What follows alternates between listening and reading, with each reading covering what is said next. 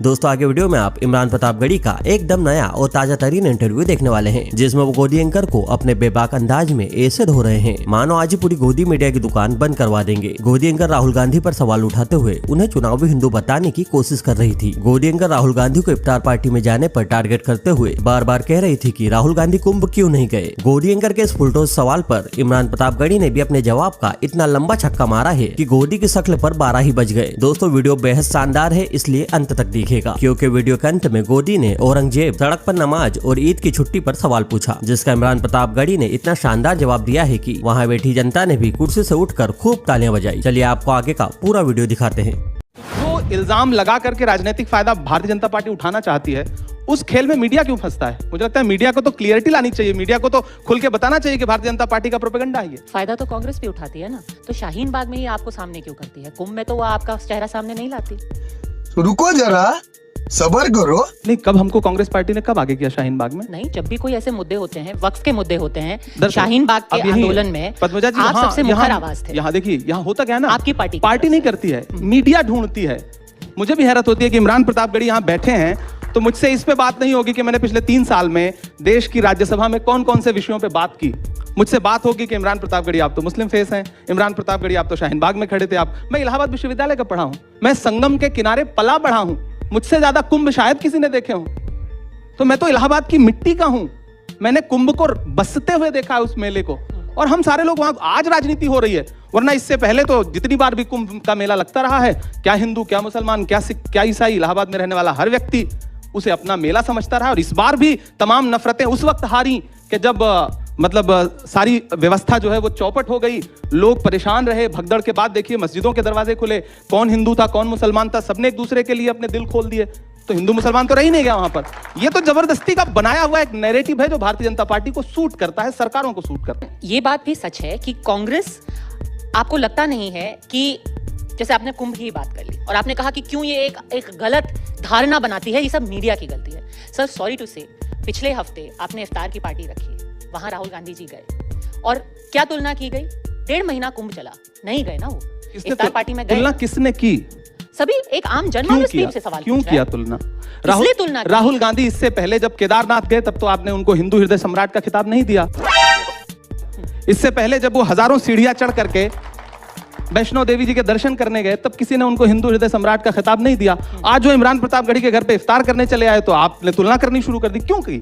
Media ही तो तुलना कर रहा है ना, भाजपा ही तो तुलना कर रही है ना। तो भारतीय जनता पार्टी जब इस तरह की तुलना देश के सामने रखती है अपना राजनीतिक फायदा लेने के लिए, तब उस समय मीडिया जो है अपना दायित्व क्यों नहीं निभाता? सर आपको लगता नहीं है कि अगर, चलिए आप लोग 60 करोड़ का वो जो आंकड़ा है वो नहीं मानते हैं, 66 करोड़ का, मैं कह रही हूँ कि वहां पे अगर 2 लोग भी गए, 1.5 महीना चला महाकुंभ, चलिए वो 144 साल वाला नहीं था, वो हर 12 साल वाला ही सही, लेकिन जब केदारनाथ गए, वो वैष्णो देवी गए, सबने उनकी सराहना की। वही थे जिन्होंने आकर के ये भी कहा था कि मैं जनेऊधारी ब्राह्मण हूं, किसी ने उनको ऐसा बोला नहीं था कहने के लिए। लेकिन अब अगर 1.5 महीना कुंभ का रुख नहीं कर पाते हैं और कोई नेता ये बोल देता है कि कुंभ में जाकर के गरीबी नहीं मिटती, और फिर इफ्तार के मौके पर एक हफ्ते में 2-2, 3-3 इफ्तार आपके नेता जाते हैं, तो आम आदमी, मैं कह रही हूँ वो 2 आदमी जो उस दिन प्रयागराज में थे, वो भी सवाल तो पूछेंगे ना। सवाल तो बिल्कुल पूछना चाहिए कि मोहन भागवत जी गए थे कुंभ में, उसको सांस तो लेने देवे। उम्मीद है आरएसएस आपका जवाब देगी। नहीं, आप बताइए गए थे कि नहीं? आपको तो हमसे ज्यादा आप जागरूक हैं, आप मीडिया का हिस्सा हैं, तो जाहिर सी बात है आप आरएसएस के कई नेता गए थे। नहीं, मोहन भागवत जी गए थे, कांग्रेस के भी कई नेता गए थे, दिग्विजय सिंह जी गए थे, उनकी फोटो भी आपको दिखी होगी, डीके शिव कुमार जी गए थे, और उनका विरोध हुआ। उनके बाद किसने विरोध किया? कांग्रेस पार्टी ने विरोध किया। किसने? आपके नेता ने कर्नाटक में। मुझे एक नेता का नाम बता दीजिए, कर्नाटक में किस नेता ने विरोध किया? यही नैरेटिव है जो भाजपा का नैरेटिव है, जिसमें मीडिया साथ देती है। मुझे एक नेता का नाम बता दीजिए, किसी नेता की मजाल नहीं है। मैं इमरान प्रतापगढ़ी हूं, मेरी बात सुनिए, मैं इमरान प्रतापगढ़ी हूं, मैं इफ्तार करूंगा, मैं नमाज पढ़ने जाऊंगा, मैं उम्रा करने जाऊंगा, मैं हज करने जाऊंगा। कांग्रेस पार्टी का कोई नेता मेरा विरोध नहीं करेगा। कोई केदारनाथ जाए, कोई वैष्णो देवी के पास जाए, कोई गंगा में स्नान करने जाए, किसने आज तक, कौन विरोध करता है? कैसी बात? यही तो सबसे बड़ा झूठ है जो परोसा जाता है। डीके शिव कुमार जी का किसने विरोध किया? बड़े गर्व के साथ उन्होंने स्नान किया, उनकी तस्वीरें देश के सामने आई। दिग्विजय सिंह, जिस पर भारतीय जनता पार्टी क्या क्या आरोप नहीं लगाती, वो गए, उन्होंने स्नान किया। मुझे बताइए, नीतीश कुमार जी गए थे? नहीं गए थे। भाजपा ने उनसे सवाल पूछा कि आप मेरे सहयोगी हो, आप हमारे साथ सत्ता में हो, आप क्यों नहीं कुंभ मनाने के लिए? चंद्रबाबू नायडू जी गए थे? ये सब क्या देखना पड़ रहा है? लेकिन चंद्रबाबू नायडू और नीतीश कुमार में फर्क ये है कि उनके पार्टी के अध्यक्ष ने ये नहीं कहा कि कुंभ में नहाने से गरीबी नहीं मिटेगी। फर्क सिर्फ इतना। दरअसल उन दोनों के पार्टी के अध्यक्ष दलित नहीं है। मल्लिकार्जुन खड़गे जी अगर कोई बात कह रहे हैं तो वो उनकी एक सदियों की, इस देश के दलितों की सदियों की एक पीड़ा है। उस पीड़ा को आप राजनीति से नहीं जोड़ सकती, उसको आपको सामाजिक तरीके से टैकल करना पड़ेगा। इस देश में अभी रणदीप सुरजेवाला जी जो बात कह रहे थे, हजारों सालों की एक पीड़ा है जिसको मल्लिकार्जुन जी खड़गे जी कह रहे हैं, तो उसे आप राजनीतिक चश्मे से मत देखिए। उनकी पूरी एक नस्ल ने जो झेला है उसको किसी राजनीति से हल नहीं किया जा सकता, उसको सामाजिक सुधार से हल किया जा सकता है और उसको उस सवाल को सबको फेस करना पड़ेगा। एकदम स्वाभाविक सी बात है, पहली बात। दूसरी बात, राहुल गांधी जी ने ऐसी कोई बात कही है क्या? प्रियंका गांधी जी ने गंगा यात्रा की थी, गंगा की बेटी का खिताब आप ही मीडिया वालों ने उनको दिया था, उन्होंने यात्रा की थी। आपने कभी उनको जो है मतलब आस्था से फिर उसको क्यों नहीं जोड़ा? भाजपा का कोई एक नेता कहीं डुबकी लगा ले तो आप उसको आस्था का महान केंद्र बताने लगते हैं। कांग्रेस का आदमी कितनी भी आस्था प्रकट कर ले, आपको लगता है कि नहीं ये तो ढोंग कर रहा है। राहुल गांधी जी मंदिर में जाकर के, महाकाल के दर्शन करने जाकर के, शिव से बड़ा भक्त, शिव का सबसे बड़ा भक्त, महाकाल के सबसे बड़े भक्त राहुल गांधी जी हैं। वो हमेशा शिव भगवान की बात करते हैं, तब तो आप उनको हिंदू हृदय सम्राट नहीं बताते हैं। ये जो मतलब यही मैं कहता हूं ना, ये दोहरा व्यक्तित्व है मीडिया का, जो हमेशा कांग्रेस के साथ खेलती है मीडिया। मेरा ये आपके सामने विरोध में दर्ज करा रहा हूं। ठीक है, तो अगर आप कह रहे हैं कि समाज में अब इस तरीके की कटुता बन रही है, तो एक सामाजिक आईने में आप इसको कैसे देखते हैं, इसको कैसे बयां करेंगे? आप इसके बारे में जब सोचते हैं कि आखिर हो क्या रहा है, क्योंकि हम ये भी कह रहे हैं कि मैं शायर इमरान, इसको जब आप ऑब्जर्व करते हैं तो आप इसके बारे में क्या सोचते हैं? मैं दुखी होता हूं। मैं शायर हूं तो जाहिर सी बात है कि किसी भी आम इंसान से ज्यादा संवेदनशील होता है कवि और शायर। कोई भी किसी भी कला से जुड़ा हुआ व्यक्ति हो, ज्यादा संवेदनशील होगा। मैं दुखी होता हूं इस तरह के आरोप देख करके, इस तरह की बातें सुन के कि जब सत्ता के शीर्ष पर बैठे हुए लोग जिस तरह की भाषा का इस्तेमाल कर रहे हैं चंद राजनीतिक फायदे के लिए, थोड़े से वोट बढ़ जाएंगे, जिस तरह की भाषा का इस्तेमाल कर रहे हैं वो शर्मनाक है और वो आने वाली पीढ़ी को बहुत नुकसान देगी। इस बात, सत्ता में जब आप बैठते हैं तो आप किसी धर्म के नहीं रह जाते हैं। जब मैं देश के संविधान की शपथ लेता हूं देश की संसद में खड़ा होकर के, तो मैं भले ही मुसलमान हूं, लेकिन जब मैं राजतंत्र मेरे हाथ में आएगा तो उस वक्त मेरा दायित्व होगा कि क्या हिंदू, क्या मुसलमान, क्या सिख, क्या ईसाई, क्या दलित, क्या बौद्ध, क्या पारसी, क्या किसी भी धर्म का हो, किसी भी समाज का हो, मेरे लिए समान है वो। मैं उसके लिए, मैं अपनी व्यक्तिगत आस्था में किसी चीज को चुन सकता हूं, लेकिन देश का कोई धर्म नहीं है। देश का सिर्फ एक धर्म है, डॉक्टर बाबा साहब अंबेडकर की लिखी हुई किताब देश संविधान से चलेगा, जिसकी बात राहुल गांधी जी करते हैं। तो इसे धर्म के चश्मे से ना देखिए, बिल्कुल मत देखिए। मैं पूरे देश से यह कहना चाहता हूं। आज जब रमजान के महीने में और होली के आसपास जब बात हुई थी गुजिया और सेवइयों की, क्यों लगता है आपको ऐसा माहौल क्यों बना है? बनाया गया, और इसको बनाया गया है, बदला कैसे जा सकता? बनाया गया है। विक्रांत भाई हैं आपके संवाददाता हैं, वो मेरे यहाँ सेवई खाते हैं, मुझे बुलाते नहीं, वरना मैं इनके यहाँ गुजिया भी खाने जाऊंगा। ये बुलाएं मुझे, मैं बिल्कुल खाऊंगा। ये तो बनाया गया है ना, ये तो सत्ता को फायदा दे रहा है, इसलिए सत्ता के इशारे पर उनके अपने लोग इस तरह की भाषा बोल रहे हैं। और अफसोस यह है कि अब अधिकारी भी वो भाषा बोलने लगे जो राजनेता बोलते थे, और उन पे कोई अंकुश नहीं लगाया जा रहा है। इस देश के संविधान को हर दिन कमजोर किया जा रहा है। नई पीढ़ी को इस तरह के बयान सुन के हो सकता है कि कहीं थोड़ा सा रोमांच आता हो, लेकिन वर्दी का कोई धर्म नहीं होता है। वर्दी का सिर्फ एक धर्म है, देश में एकता, अखंडता, उसकी एकजुटता, संविधान के प्रति संकल्प, सिर्फ एक धर्म है वर्दी का। अगर कोई अधिकारी उसका पालन नहीं कर रहा है तो उसके खिलाफ सरकार क्या कार्रवाई कर रही है, सरकार बताए। मुझे लगता है यह सवाल इमरान से नहीं पूछा जाना चाहिए, यह सवाल भारतीय जनता पार्टी के सत्ता में बैठे हुए नेताओं से पूछा जाना चाहिए, यह सवाल जगत प्रकाश नड्डा जी से पूछा जाना चाहिए। अगर अभी वो सीओ संभल के अनुज चौधरी आपको सुन रहे हैं, आप क्या बोलेंगे उनको? नहीं, मैं उनको कुछ नहीं बोलूंगा, मैं तो नड्डा जी से कहूंगा, मोदी जी से कहूंगा। क्या कहें? मुझे पता है वो तो छोटे से मोहरे हैं, कोई भी अधिकारी छोटा सा मोहरा है। वो एक दिन लखनऊ से फोन चला जाए, उसके बाद वो आपको लगता है कुछ बोलेगा? वो नहीं बोलेगा। लखनऊ से फोन नहीं जा रहा है, बल्कि संबल दिया जा रहा है, ताकत दी जा रही है। और फिर मुझे लगता है कि जिस दिन दिल्ली से फोन चला जाए लखनऊ, तो फिर लखनऊ फोन कर देगा उसको। ये कब होगा? मैं इसी बात को तो देश की संसद में हर बार उठाता हूं कि ये जो भाषा बोली जा रही है देश में, ये बुलवाई जा रही है। ऐसे ही नहीं, इससे पहले भी तो ईद आती थी, इससे पहले भी तो होली आती थी, इससे पहले भी तो अलविदा होता था, जुमे की नमाज होती थी। इससे पहले कोई अधिकारी इस तरह की भाषा क्यों नहीं बोलता था? और अगर आज बोल रहा है तो उसका जिम्मेदार कौन है? जिम्मेदारी क्या दोनों तरफ की नहीं होती है? क्योंकि कहते हैं कि ताली एक हाथ से नहीं बजती। अगर आप कह रहे हैं कि माहौल खराब हो रहा है, माहौल तो तब भी खराब होता है अगर कोई औरंगजेब का महिमा मंडन करने लगता है। और आप कह रहे हैं कि ठीक है ये डिस्ट्रैक्शन है, मीडिया की गलती है। मीडिया तो किसी के मुंह में उंगली डाल करके नहीं कह रही है कि आप औरंगजेब को कहिए कि वो बहुत महान नेता थे, बहुत महान नायक थे, या कोई ये भी नहीं कह रहा। सर मैं जिम्मेदारी से ये कहना चाहती हूँ। कौन बता रहा है महान? मैं जानना चाहता हूँ। अबू आजमी ने क्या बताया? अबू आजमी ने क्या बताया? उन्होंने कहा कि वो भी एक महान नायक, उनका एग्जैक्ट अगर वर्ड मैं याद करूं, उन्होंने कहा कि औरंगजेब भी उनकी अपनी जगह है इतिहास हर में। व्यक्ति वाकपटु नहीं होता। औरंगजेब भी महान आदमी था। हर व्यक्ति वाकपटु नहीं होता। बहुत सारे नेता ऐसे हैं जो बोलना कुछ और चाहते हैं, भाषा में वाकपटुता नहीं होती, कुछ और निकल जाता है। मीडिया उसको कुछ और बता के पेश करता है, भाजपा उसको कुछ और बता करके देश के सामने रख देती है। इस देश में नायक महात्मा गांधी हैं, पंडित जवाहरलाल नेहरू हैं, सरदार वल्लभ भाई पटेल हैं, मौलाना आजाद हैं, जिन लोगों ने, डॉक्टर बाबा साहब अंबेडकर हैं। इस देश को जब मुझसे पूछा जाए तो मैं ये कहूंगा कि इस देश को जिन लोगों ने लोकतंत्र दिलाने में, संविधान दिलाने में रत्ती भर भी मदद की है, वो सब इस देश के नायक हैं। पर और बाकी कोई नायक नहीं है। पर अबू आजमी अब जबरदस्ती के नायक ढूंढ करके, खलनायक ढूंढ करके, राजेश रेड्डी का एक शेर है कि नई लाशें बिछाने के लिए गड़े मुर्दे उखाड़े जा रहे हैं। ये गड़े मुर्दे उखाड़ना बंद करिए। कौन उखाड़ रहा है? आप सोचिए ना, इसके पीछे फायदा किसको है? 300 साल पुराना, 400 साल पुराना इतिहास बताइए। अभी कहिए कि 1857 में जब अंग्रेज जो है वो गोलियां मार रहे थे, उन पे बात कर लीजिए तो बात नहीं करेंगे। जलियांवाला बाग पे बात कर लीजिए तो उस पे बात नहीं करेंगे। यहां जाकर के कोई एक बोर्ड लगा होगा तो उस पे कालिक पोत देंगे। लेकिन इसी दिल्ली में बहुत सारे अंग्रेजों से जुड़े हुए स्मारक हैं, उनकी यादें हैं, उस पे एक शब्द नहीं बोलेंगे। तो ये जो राजनीति है इसको समझिए, और मतलब ऊपर वाले के लिए इस राजनीति से देश को आजाद कराइए, वरना ये राजनीति देश को बहुत खराब दिशा में ले जा रही है, अराजक बना रही है, लोगों को बहुत नुकसान हो रहा है। ये मैं पूरे देश से कहना चाहता हूं। 400-500 सालों का इतिहास सुन करके, गड़े मुर्दे उखाड़ करके, उस पर संवाद करके, उस पर बात करके क्या हासिल हो जाएगा? और बहुत महत्वपूर्ण बात, आप बहुत पढ़ी लिखी हैं, मैं भी थोड़ा बहुत पढ़ा लिखा हूं। हम इतिहास को कैसे समझें? किताबों से समझें या व्हाट्सएप यूनिवर्सिटी पे जो भाजपा का आईटी सेल भेज रहा है उसको सत्य माने? मैं यहां बैठ के टीवी 9 पे पूछना चाहता हूं। नहीं, हमें सिर्फ तथ्यों पे जाना चाहिए। तथ्यों पे जाना चाहिए। तथ्य पढ़िए, हमसे कुछ पूछने के बजाय कि कौन नायक था, कौन खलनायक था। आप खुद इतिहास में ढूंढिए ना कि किसकी क्या स्थिति थी, किसके बारे में क्या लिखा है। इस पे नेताओं से आप बुलवाओगे, भारतीय जनता पार्टी फिर उस पर काउंटर करेगी। वो जैसे मुर्गा लड़ाने वाला खेल चल रहा है, फायदा कोई और उठा रहा है। मैं इस पूरे खेल के खिलाफ हूं। दरअसल मैं चूंकि शायर भी हूं, नेता बाद में हूं, तो मैं इस पूरे खेल को मैं अभी सवाल जब पूछ रहे थे विक्रांत जी, रणदीप सुरजेवाला जी से, तो मैं उस समय सदन में मौजूद था जब ये सब हो रहा था। जब वो बोल रहे थे रामजीलाल सुमन जी, तो सत्ता पक्ष के सारे लोग चुपचाप बैठे थे। फिर थोड़ी देर बाद उनको याद आया कि इस पे तो फायदा उठाया जा सकता है राजनीति। फिर राजनीति शुरू हुई। नहीं, किसको याद? तो राजनीति रामजीलाल सुमन को नहीं याद आया कि राजनीति फायदा दोनों को नहीं याद उठाया आया। दोनों को नहीं याद आया। ना रामजीलाल सुमन जी को उस समय याद था, ना भाजपा को याद था। मैं तो बैठा था ना, हम तो तटस्थ थे, हम तो तीसरी तरफ थे।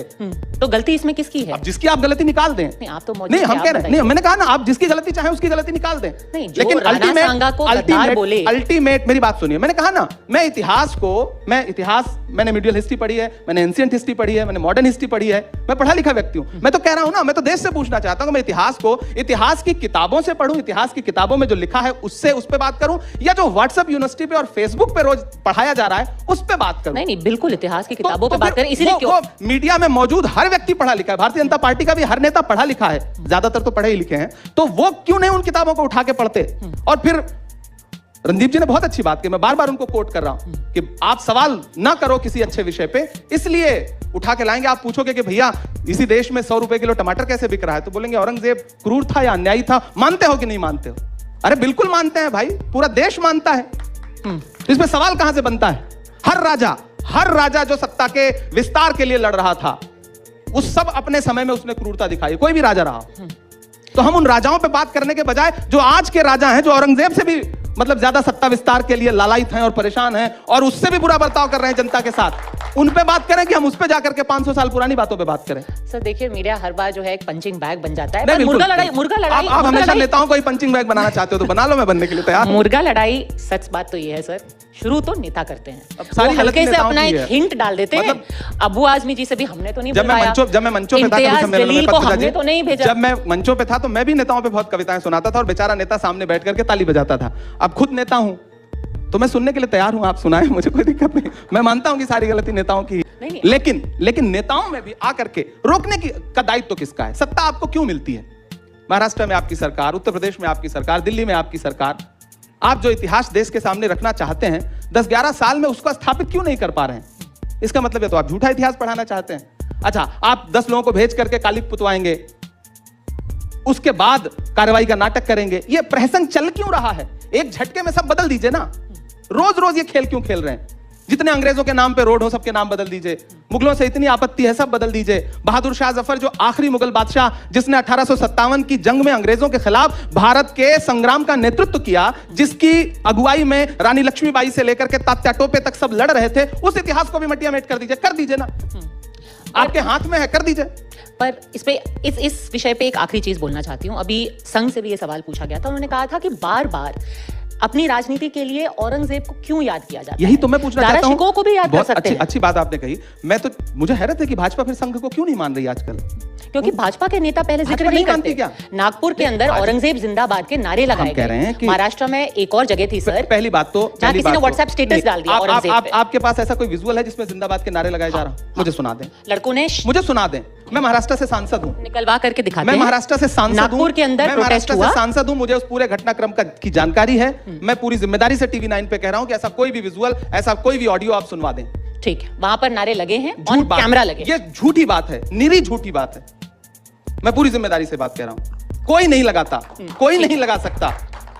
किसी को इससे कोई लेना देना नहीं है। अगर आपके पास कोई वीडियो आया होगा तो वो भाजपा के आईटी सेल का डॉक्टर्ड वीडियो होगा। मैं जिम्मेदारी से कह रहा हूं। और अगर ऐसा हुआ है तो किसी एफआईआर में दर्ज हुआ है या नहीं? हाँ, उनके खिलाफ एफआईआर नहीं, एफआईआर में ये दर्ज हुई है चीज कि औरंगजेब के नारे लगे, औरंगजेब जिंदाबाद। कहां पे दर्ज हुई? और यही महाराष्ट्र में इस पे भी एफआईआर हुई है। और एक शख्स ने औरंगजेब को लेकर के व्हाट्सएप का अपना स्टेटस लगाया, उसको लेकर के तनाव हो गया, उस पे भी जो कुछ भी हुआ उसके पीछे की पूरी कहानी ये है, जो मैंने वहां के लोगों से बात की, कि जब तक औरंगजेब का पुतला लेकर के या उनकी फोटो लेकर के जो विरोध प्रदर्शन किया जा रहा था, उससे किसी को कोई तकलीफ नहीं थी।